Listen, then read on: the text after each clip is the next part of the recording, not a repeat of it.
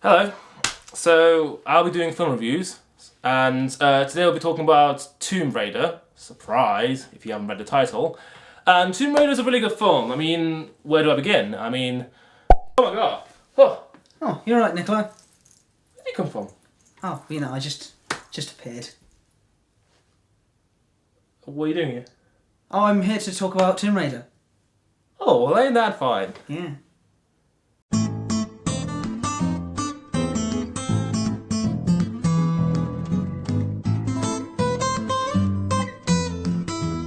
So Tomb Raider. What an enjoyable film, eh? It is an enjoyable film. You've seen the original too, haven't you? Yeah, I've seen the original two with Angelina Jolie. And with the original two, personally, I don't have as much of a problem as a lot of other people do with the original two.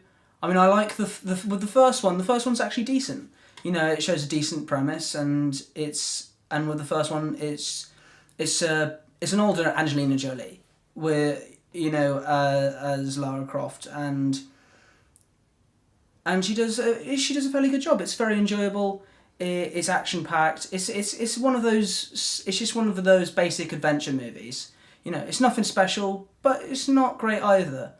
Compared to the second one, which it's just terrible. It's just not very good. There's just the pacing's all off in the second one. The script is terrible. The acting is, well, the less said about it, the better, really. Probably. Well, I mean, I never watched the original too, but that's just because Josh here said, and then just the way it's even from the trailer, it's just not my kind of thing. It's too cheesy. But the new one now, we don't have Angelina Jolie anymore. We have Alicia Vikander, Academy Award-winning actress. Wants to speak. Fantastic to see in a film. Oh, she's very fantastic to see. With this sort of film, with an adventure action film, it's very rare that you see an Academy Award winner in those sort of films nowadays. And it shows, she's definitely the star of the film. She is easily the best part of a fairly enjoyable film, don't get me wrong, but if she wasn't Lara Croft in this, it wouldn't have been as enjoyable. No. It would have been much more forgettable. But thanks to Alicia Vikander, it's just she has the on-screen presence, and fair play to her. She also very much bulked up for the role. She did, yeah. I think there was an interview with her. I can't remember if it was on. Oh, look you making all the research. Conan or I know. I really made the effort. I just I'm scared. I'm the main guy. But yeah, she talked about how she had to really get in shape. I can't remember exactly how long she had to work out for, but she had a personal trainer, and then wasn't it 6 weeks of training? It was something like that, and it takes. To get the way she did in that movie, after you stop working out for a while, if you stop working out for 3 weeks, it all goes. And you're the expert in that? I am the expert in that. This guy totally goes to the gym. Yes, guy. These guns. Not this guy. This guy goes to the gym. Look at mine. Look at my list. It's small. Look at mine. They are quite small. You should probably go to the gym. What was your? Let's say, what was your? Minus Alicia Vikander, obviously, which we both very much think does a good job. What was your favourite part of Tomb Raider, the new one, that is? I think, without giving spoilers away, I think it's very much the scene when you see the villain of the film. The first time? It's the bit where she gets into the tomb itself. Okay. And then you see the villain that's talked about at the very beginning. Oh, yeah. Oh, you mean the MacGuffin, basically. Yes, at the end. yes. Oh. It was very well done, because considering with respect to the original film, which was with the original, it's very predictable. You can predict what's going to happen. With this one, it surprised me, which is really nice to see in this sort of film. Yeah. Well, I see. Yeah. Well, that's the thing. It's very surprisingly enjoyable. I mean, it's not gonna. The whole thing with it being a video game adaptation and how video games aren't translated well to film. Yeah. It's not going to change that factor. No. It's not going to be like, oh yeah, video games will now definitely have to be in movie form. Yeah. But it's surprisingly more enjoyable than it should have been, to be honest. And it's very nice. It takes a lot of inspiration from the 2013 Tomb Raider game, especially with certain characters and certain settings, without spoiling anything. But my favourite part of the film was the time when Lara Croft dies. Is what might happen, or it might not. Yes. But my favourite part was, generally, actually, I'll say probably even the visual effects. Yes, there was a very good scene, especially like sort of when the beginning when they're on the boat and they get to the island where all the shtick happens, and basically they hit a sea storm and basically things go terrible. But it's just literally Lara Croft running around the ship and everything and jumping and doing cool stuff. But it's just very well done, like from the choreography of the scene to the visual effects. It looks splendid. Like there are a few parts throughout the film where the visual effects are a bit off, like you can see the green screen. But for the kind of film it is, and for the kind of budget it has, which was a big budget, but not like Marvel level big, it was really good. Like it's a pretty film to look at. I mean, speaking of not just because of the main character. Yes. Even though she is a very beautiful woman. Oh, she is. Yeah, full respect for her. She is. But speaking of the scene that you just mentioned when she's going around the boat, I would say that was very video game-esque. It was very modern day Tomb Raider-esque. You know, so it's really nice to see that translation from the game and into the movie. Yeah, definitely. I think that if they follow that rule from translating video games to film, I don't think they'll go wrong if they follow that. Yeah. They would, yeah. I think it's a good example for future films that are video games which are going to be turned into. Well, it's a good stepping stone. Like it's a good beginning. Like I said, it doesn't change anything right now, but like it shows that the potential is there. Like it could work. Like I know a lot of people do love. There's a Mortal Kombat film version. Apparently, a lot of people say that's the best video game adaptation on film. I haven't seen it, so I can't speak for myself. Never have I. Well, because we can't speak. It's because we have a life. Yes. Yeah. What was your least favourite part? The worst. I think some of the flashbacks, because there are multiple flashbacks throughout the film, and I think there was too many. Yeah. I think they could have had less flashbacks, and I thought it was a bit unnecessary. I think there's one or two which are needed in the film. But there are a couple more of them which are just there for the sake of sentimentality and to make you feel something. I even have an example, to be honest, which I think I mentioned to you, which was literally at the beginning. There's like a little narration and a little like background knowledge about someone in the film. There's a bit of backstory about them, and it just tells about this legend and stuff. And there's like different like things that they show, and then 10 minutes into the film, Lara Croft comes across this information, and then we literally get the same scene, basically, same stuff, with the exact same narration shown, which basically it's a necessary repetition. Yeah, it was expositional. Exactly. So like that scene as on its own worked, but they should have just kept it with Lara Croft seeing it. So it's like we seeing it from the eyes of Lara Croft. Yeah. Not and then that beginning part is just unnecessary. That's the example I think you're going for. Yes. Just like unnecessary flashbacks. Which is fair enough, yeah. Like I would say my probably least favourite part is sort of like it's an interesting one because it's sort of it's bad and good. Like it's the villain. I think the villain was very one note as a whole. The character, that's the thing. The character is very one note. But because Walton Goggins, who plays the villain, is such a good actor. I mean, he's been in Tarantino films. Yes. It's very much like he very much delivers lines really well. Even though the script's terrible, his delivery makes it manageable.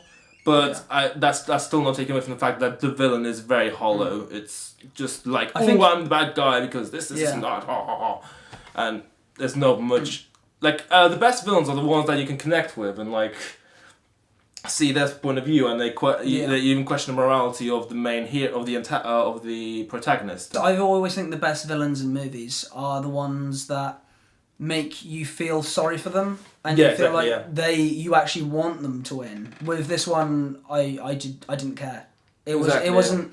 He had a motivation, and I understand why, but it wasn't enough for me. That's only more to add actually though to the actual very good performance that the actual actor gives, because like every time he was on screen, I was enjoying his presence because he's a good actor. There's no arguing. He is. There's also an actor that's going to very much interest the Chinese public with Daniel Wu as the sidekick to Lara Croft, and which is very interesting, they don't force a romantic relationship on those two. Like it's he's literally a sidekick, a friend who's there to help, and he's there till the end.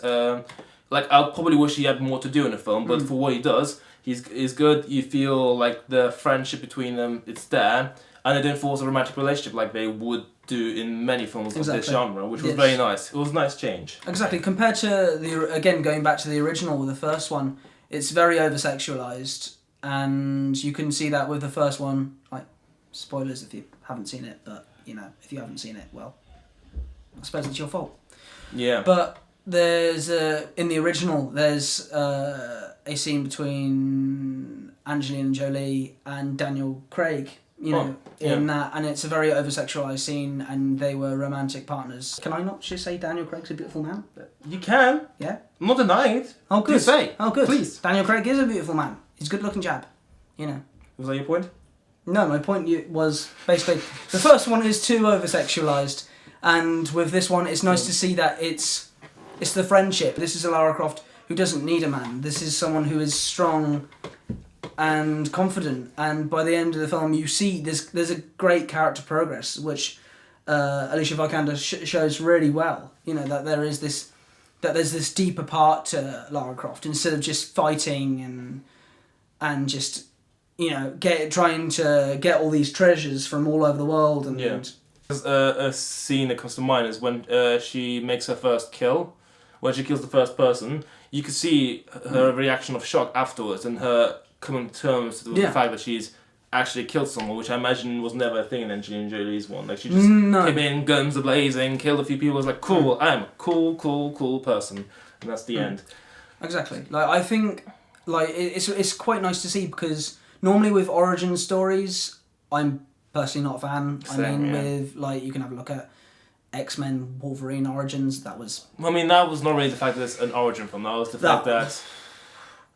Well, it was just... The less spoken about that, the better. I mean... Yeah, it's just... there's no need to comment on that one, The CGI really. Patrick Stewart cameo at the end. That was just... Yeah. And that's not even the worst of it. Oh, God, that was bad. Thank hell for Deadpool. The actual film, not Origins. Yes. That'd be terrible. The key thing here is it's an enjoyable film. Don't go into the high expectations, because, well... You'll be disappointed. Just go into it if you want a casual film to watch, like on a Saturday night or something like that. Just something that you can switch off your brain to. You don't need to think about too much. It's the perfect film. You have a good time. I mean, and also should mention Dominic Cooper's character, his father, who has a very special role in this film, and I was surprised. I'll say this. So was I. It's very nice to see. I remember seeing him in John Carter. With with that film, and you see his performance in that, and you go, oh. Or do you remember him in Johnny English Reborn? Yes, I remember him in Johnny English Reborn. Basically, that guy. And it's really nice to see that in this one. You see, there's a solid emotional performance. There's emotional depth. His performance is really good. Also, you should mention the score by Junkie XL. Yes. Not his best one, not even by a milestone, but fits perfectly within the film. It does. It's not a dull score. It works for film. You won't listen to it afterwards separately, but as an accompaniment to the film, quite strong. The time for the score. What score system should we go with? Well, I'm going to give it. I'd rate 7 tombs out of 10 tombs. That's a very nice score. I'd rate it. So bad. I'd rate it 7 Raiders out of 10 Raiders. And together there's 7 Tomb Raiders out of 10 Tomb Raiders. Yeah. Anyway, you can vanish now or something? Oh yeah, you're right. See you later. See ya. Cheerio. Cool, so Tomb Raider, bye!